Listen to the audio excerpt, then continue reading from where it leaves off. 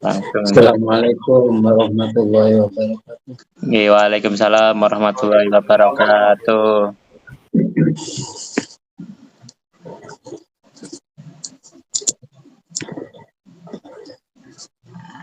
Yang pertama, mari kita bersyukur kepada Allah Subhanahu wa taala.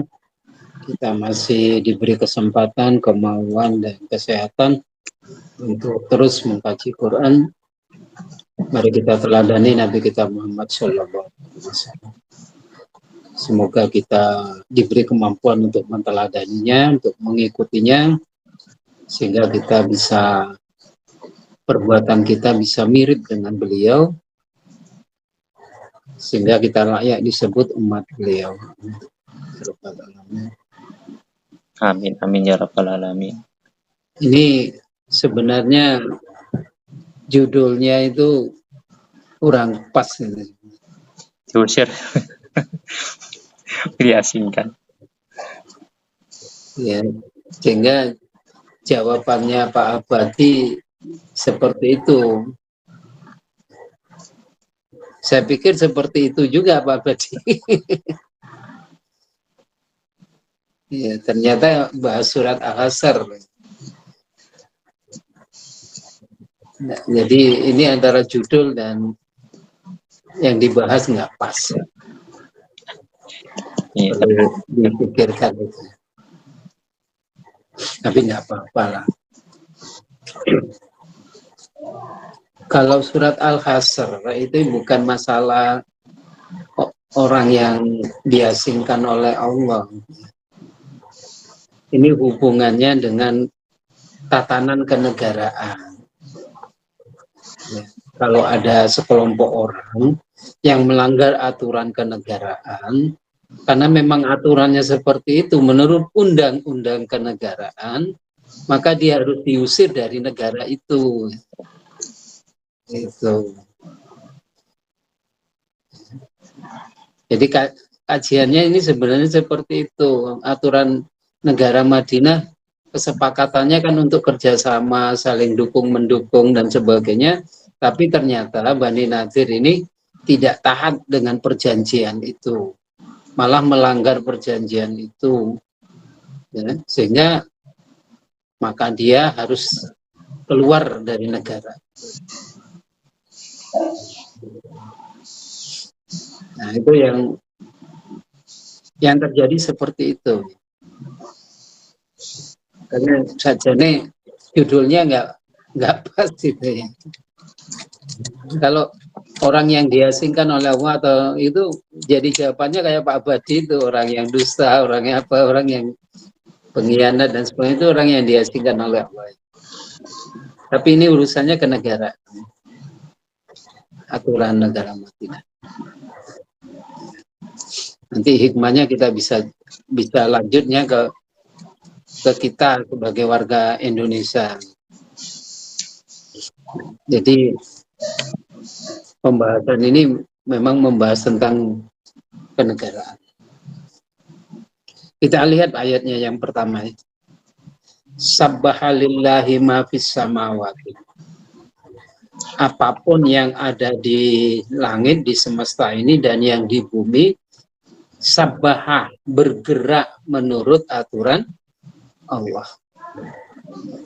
Jadi wong langit aja, alam semesta aja melok aturan Allah, kok menusone gak ngono lho. Kadane ayat iki. Kudune menusone kudu ya melok aturan Allah. Seperti sebagaimana alam semesta juga ikut aturan Allah. Kenapa? Karena dia Azizul Hakim. Karena Allah itu yang maha perkasa dan hakim yang bijaksana. Jadi kita harus mengikuti keputusan aturan yang maha bijaksana, yang maha perkasa. Sebagaimana semua alam semesta, langit dan bumi, semuanya isi-isinya itu mengikuti aturan Allah. Ya. Begitu juga dalam urusan kenegaraan. Dalam urusan kenegaraan itu harus mengikuti aturan Allah. Artinya apa? Sesuai perjanjian.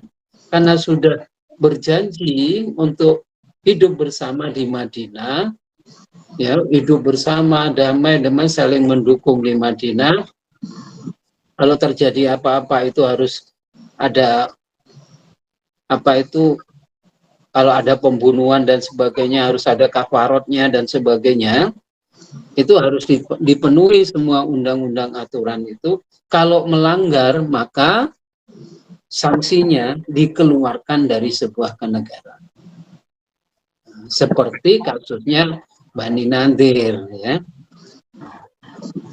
Pada ayat 2 itu, walladzi akhrajal ladzina kafaru min ahlil kitab. Dia Allah yang mengeluarkan orang-orang kafir di antara ahli kitab, yang dimaksud Bani Nadir, min diyarihim, dari tanah-tanahnya, dari kampung halamannya, li awalil hasr, pengusir apa itu, pengusiran yang pertama.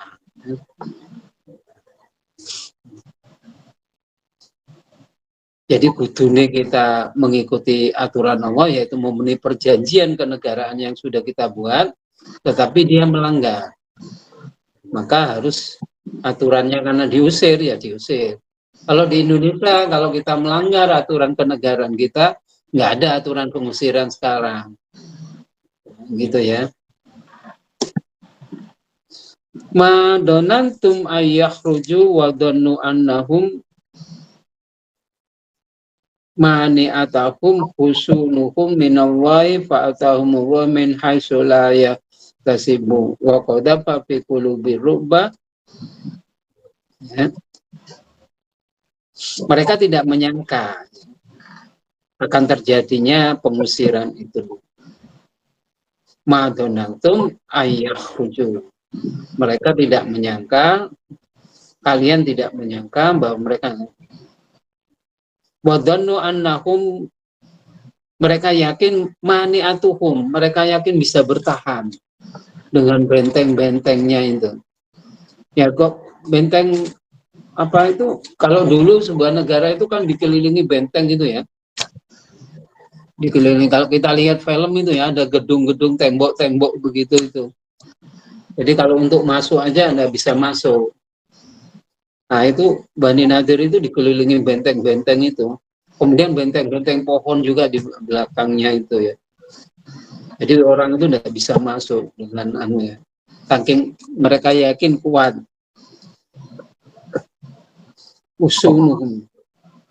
Tetapi min haitsu lam yahtasibu. Nah, itu.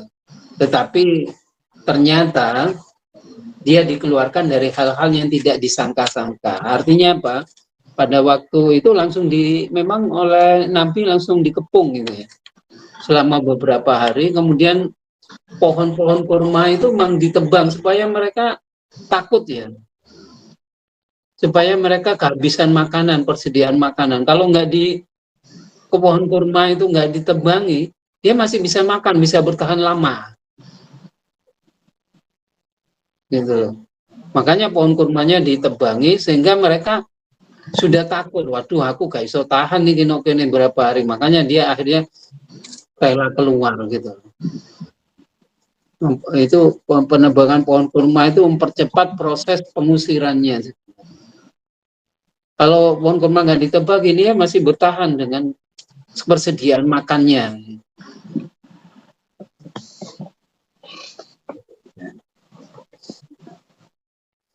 Di samping itu waqadafa fi qulubi rubbah, dan hatinya apa itu oleh Allah diberi rasa takut. Ya karena pohonnya dikebangi, aku iki mangan opo. Ini persediaan makan enggak ada. Ini kalau enggak keluar ya bisa mati semua ini. Nah, itu.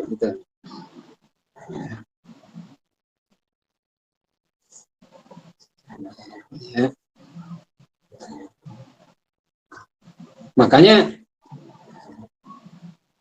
Pak Tabiru ya ulil absor. Nah, gini ini menjadi pelajaran bagi orang-orang yang mempunyai pandangan yang tajam. Ya. Nah, sekarang kalau kita lihat umpamanya Pak Tabirunya ibarahnya itu kayak apa? Kalau katakanlah kalau di kita ya, ada orang yang melanggar aturan atau merusak tatanan negara, ya seharusnya itu di ya itu dibatasi. Kalau dulu itu kemudian diasingkan, kemudian sudut ekonominya dihentikan, gitu, ya. Umpamanya ono wong melanggar ya, ekonominya dihentikan gitu loh. Agar mereka betul-betul, tapi sekarang kan tidak ada. Sekarang ini biasanya dimasukkan penjara kalau melakukan itu. Malah mangane dijamin no penjara.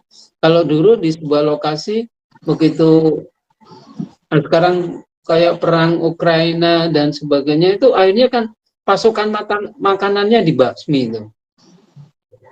Ya. Minyaknya itu minyak yang dari apa itu? Dari Rusia akan dihentikan itu. Pasokan minyaknya ke apa itu ke apa? Nah, ke barat itu ya. Sehingga barat kalang kabut dengan anunya itu oleh Rusia. Sehingga minyaknya menjadi mahal di Amerika, minyak 1 liter karena oleh Rusia minyaknya nggak dikirim gitu, kilang-kilangnya nggak dikirim, sehingga banyak mobil yang macet pada perang itu.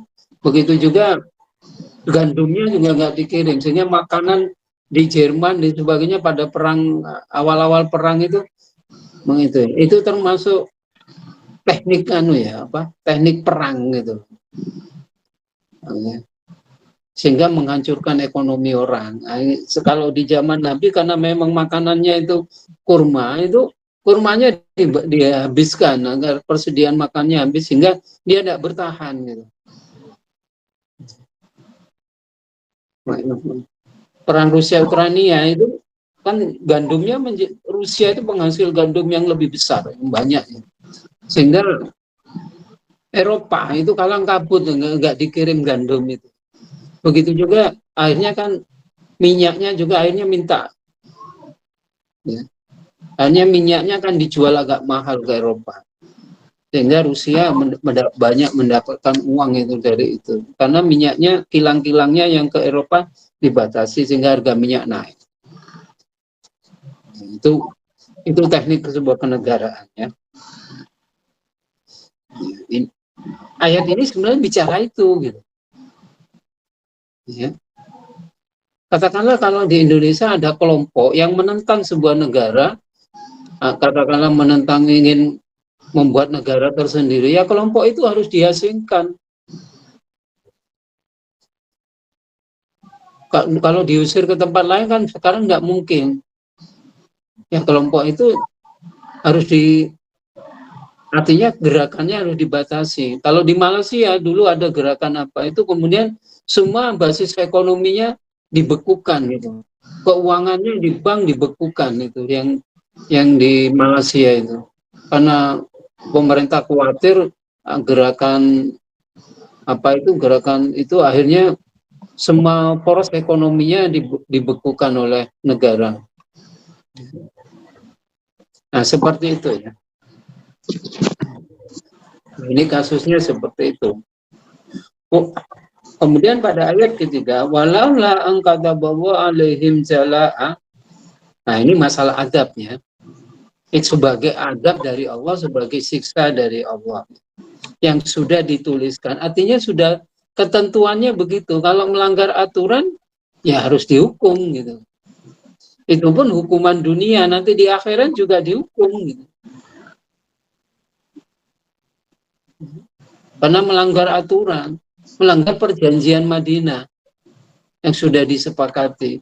Begitu juga kalau kita punya Pancasila dan kita sudah berjanji untuk hidup bersama dalam negara Republik Indonesia.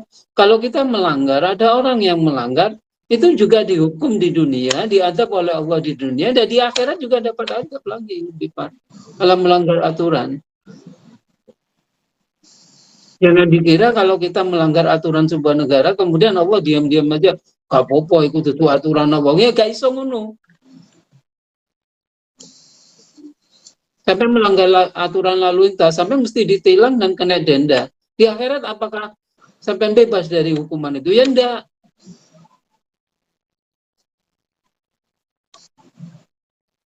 Ya. Di akhirat juga akan diadab. Sama.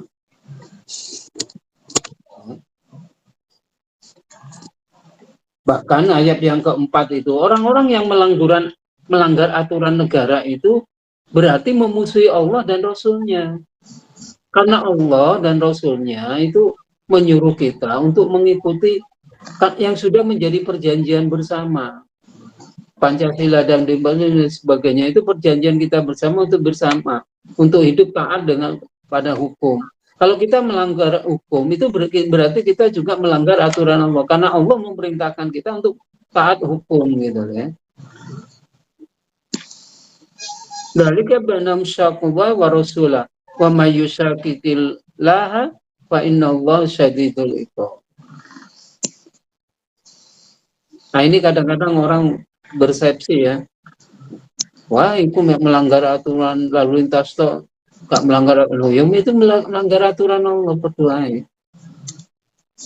Jangan dikira ya. Jangan dikira aturan Allah sing sembahyang tong yoga. Aturan negara juga aturan Allah.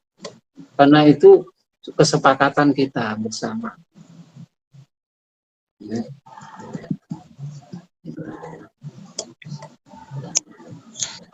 Makanya Allah tidak suka orang-orang yang fasik itu pada ayat yang kelima ya. Ma qata'tum millinatin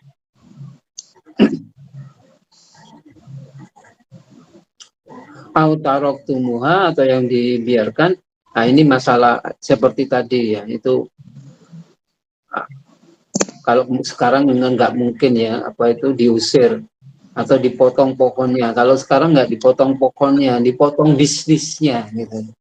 Kalau ada orang yang melanggar aturan Allah kemudian ya dipotong bisnisnya, dipotong jalur ekonominya supaya mereka nggak kuat.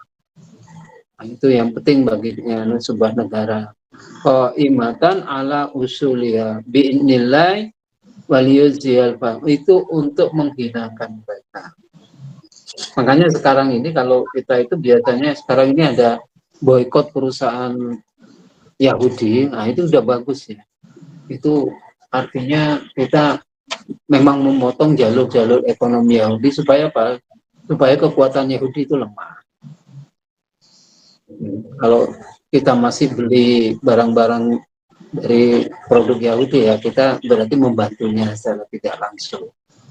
Begitu juga kalau kita sesama bangsa seharusnya ya belanja, kita beli kepada toko-toko sesama bangsa kita agar bangsa kita kuat. Nah, ini yang dibicarakan seperti itu ya pada ayat ini. Jadi ini kita bicara ke negara. Siapa yang melanggar aturan negara dan memang kalau aturannya diusir ya diusir. Kalau hanya saja kalau di Indonesia ini belum masih, kalau ada orang melanggar aturan negara kok ini seperti ini ya, orang yang korupsi itu kan melanggar aturan negara ya. Itu kalau di negara yang lain itu asetnya disita ya. Tapi di Indonesia ini undang-undangnya belum jebol-jebol bahwa asetnya nggak disita. Seharusnya asetnya disita kalau ada orang korupsi kemudian dimiskinkan. Kalau kita enggak ya, masih enak-enak aja orang yang korupsi masih bisa menikmati hasil korupsinya, bahkan lebih nyaman lah ya. Meskipun di penjara tapi duitnya akeh. Kudune semua asetnya itu disita. Ini undang-undang penyitaan aset korupsi masih sulit tembus di DPR.